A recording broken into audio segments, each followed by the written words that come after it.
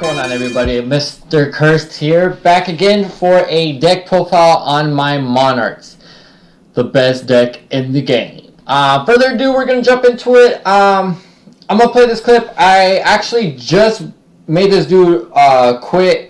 It was in the thing, but I had the video that I was gonna produce right now was a little choppy, and it made me sound like a robot, and I didn't like that. So I want to give you guys the best quality video. So we're just gonna play that one replay to show you how massive this deck is when it comes down to shutting extra deck down. This is domain, so Monarchs domain as in, lock Monarch, lockdown Monarchs. Yeah, this deck is the best deck in the world. Woohoo! All right, let's go. Alright, you guys, so back into it, we are going to do a thing with 3 Erebus. I run 3 Erebus, I run 1 Teslos, 1 Caius, 1 Zaborg, 1 Ether, have 2, 1 Vanity Fiend, 2 Majesties, 1 Karaz, 2 Ash, 2 Yugiohs, 3 Idea, 1 Vanity, 1 Effect Vanities, 1 Effect Vader, 1 for 1, 1 Regeki, 1 Pathesium, 1 Rhoda, 3 Tenacity, 1 Storm, 1 March, 1 Return, 3 Domain, 1 Storm, 1 Magic Cylinder. That card is clutch. 2 Prime, 2 Twin Twisters, and 2 Allures. Now, I'm going to break down and get into the reason why I run this. But first of all, I'm going to show you the video clip that I was going to push up. And I'm going to let you guys watch it. As you can tell, I just did it today, right now. As you can tell, it was just done today. But it was just like one of those things. So here we go. So how I bricked really hard, playing against Cyber Dragons. So we're gonna let you guys go ahead and watch this. In my mind, I was like, dang, I'm gonna lose. You know, it's gonna go thing. But as I remember with Infinity, you gotta bait Infinity out. So I'm gonna show you guys how I baited Infinity out.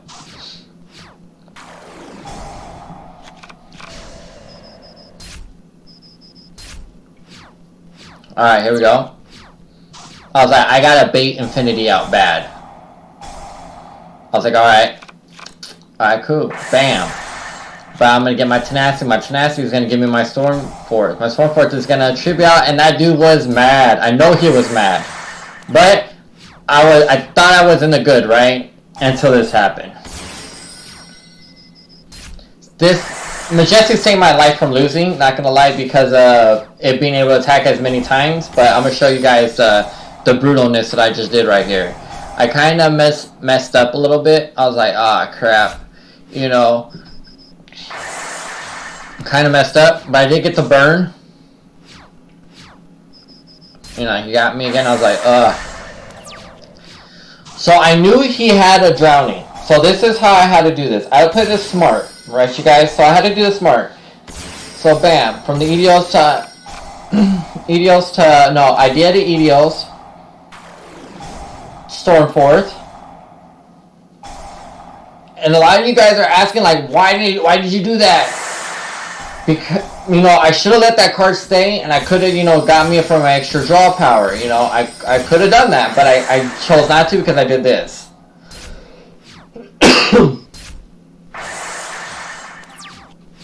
And he drew.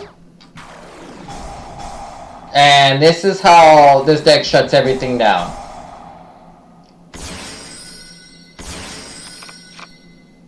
There you guys go. As you can tell, that thing was quick as crap. Now that you've seen that, I'm going to explain to you guys why I run things. Now, to show you how viable this deck is absolutely amazing. It's my favorite deck in the whole world. I have this whole deck in German. Believe it or not, max rarity German. The only thing I do not have max rarity is the Karazes, because I was running 3 Karazes, and the ultimates at the time were really expensive, but, you know, I'm barely getting back into the game. So if this deck profile can hit 1,000 likes, and we can hit 1,000 likes, 1,000 views.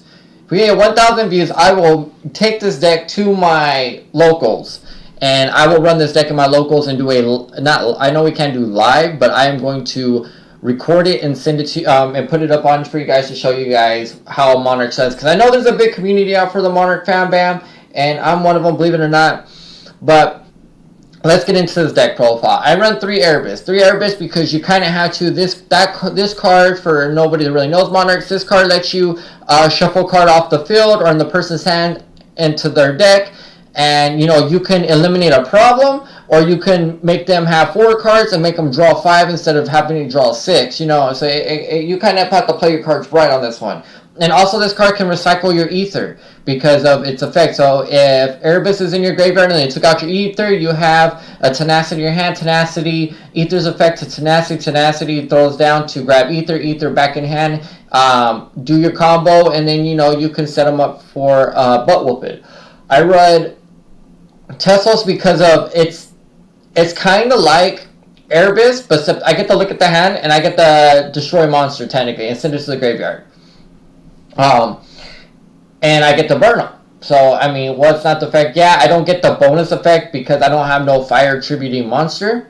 But still, I get to look at a card in for the burn. That's kind of really good. I run Caius because a lot of majority of the decks are dark monsters. So, you could tribute summon this card by tribute summoning one tribute summon monster. If this card is tribute summon, target 1 card on the field, banish it. If you do, inflict 1,000 damage to your opponent, then it's a dark monster card. Banish all cards with the same name from the hand, main deck, extra deck, and graveyard of the players who controls it. If this card was tribute summoned by tributing a dark monster, add this additional effect. You could target up to 2 cards as well.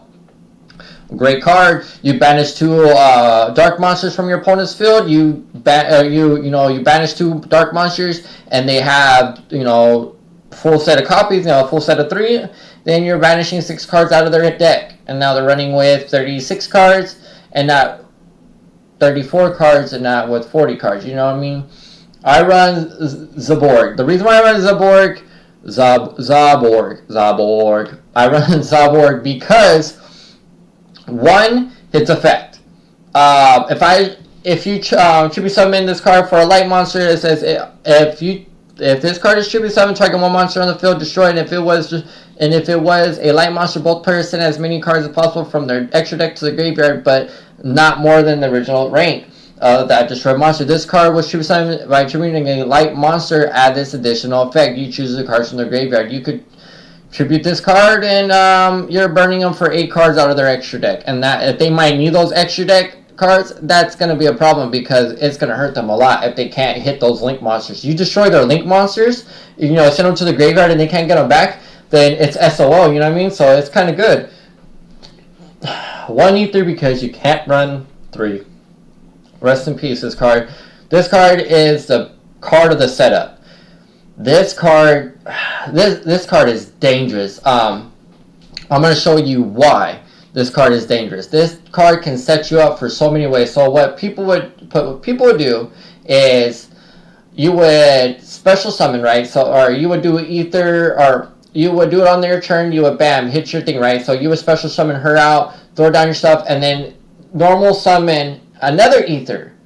That ether at the end of the turn goes back to your hand, and then all of a sudden you can do from domain to her to knock her down to 1, have prime out again, and then set the prime up. As you can tell, I sent the prime back up because I forgot that we only had 1 copy of her.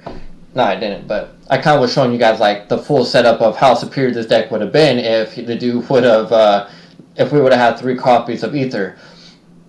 Tribute that to throw her down. If she went down on the field, you can special summon another one. Then at that time, you would special summon, you know, Erebus or Karaz. Most likely, I would do Erebus, and then you would hit for 1, 2, 3, 2,800 beaters, and I think that's GG 246 times 3 is another 24. Is 8. Yeah, that'd be GG for all 3 cards. Yeah, you ain't getting out of that. That combo was the best combo in the game. Might say it's kind of like the Cosmo Farm Girl to Dark Destroyer the little combo. I run 1 Vanity's Fiend, I run 2 Majesty's Fiends, I run 1 Karaz of the Light, I run 2 Ash Blossoms. The reason why I run 1 Karaz is because I only have 1 ether. Now you guys be like, well, what's the point of it? If I had 2 ethers or 3 ethers, I would run the Karaz. I did use the Karaz. I know you guys are like, man, why did you take out the back row? Because I didn't want a chance. You know, I misread that other card. Maybe if I would have hit the middle card and then I would have popped Karaz itself, I would have gotten an additional draw along with him. But at that point in time, I knew I had him locked, so there's really nothing much he can do. I was just worried about that drowning mirror force to shuffle them all back into the deck. That's kind of really hard. That would be a hard comeback for me. Now, that being said, sorry. I run 2 Yugiohs, 3 idea. This is the main setup. Don't run 3 and 3. 2 and 3 is perfectly fine. The reason why is because Yugiohs can pull out idea. If idea comes out, idea pulls out Yugiohs. If this deck was at full capacity, I would still run it this way. I wouldn't run it any other way. I run 1 Effect Veiler because it's Effect Veiler. I did run Denko, and I was trying out a lot of variations, you guys. So I was doing, I took out Effect Veiler and I ran Denko. So for Denko, I took out, I think it was Storming. No, I had took out the Twin Twisters. So the Twin Twisters, I put, what is it?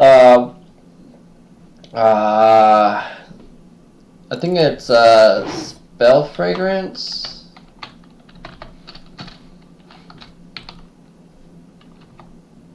I don't know what it is. Anti-Spell Fragrance. There you go.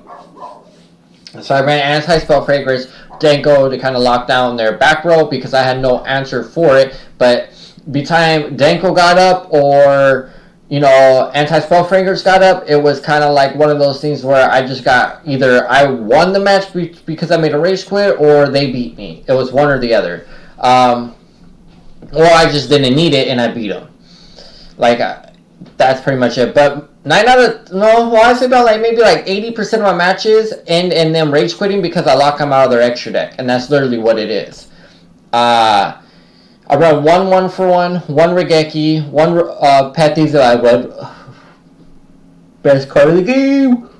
1 Pathizia, Rhoda, 3 Tenacity, 1 Storm Force, 1 March, 1 Return, 3 Domain, 1 Storming, 1 Magical Cylinder, 2 Prime, 2 Twisters, and 2 Allures. The reason why I run 2 Allures is because it's supposed to replace the 2 Panthezium I lost, but yes, I got a Banished Dark Monster. I can always get my Banished Monsters back due to idea. But it's still a tag and go, you know what I mean, you guys? But man, this deck used to be the best deck in the world. Man, this deck was the cheapest deck to run into tournaments with, and it used to destroy everybody in tournaments. As soon as I picked this deck up and I ran Monarchs, it was like everybody hated me. Everybody hated me.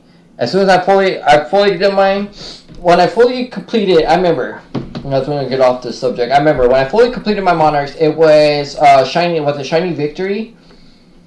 I think it was Shiny Victory where they just released Blue Eye support. And everybody got it and like, oh, well, we're going to run it. And I remember I traded 1 Blue Eyes card for the rest, Kaias, some other cards that I needed. And then I pretty much made my deck max rarity at that time of what max rarity was. And then I would say I won almost every match I played. And I made it to where I didn't brick.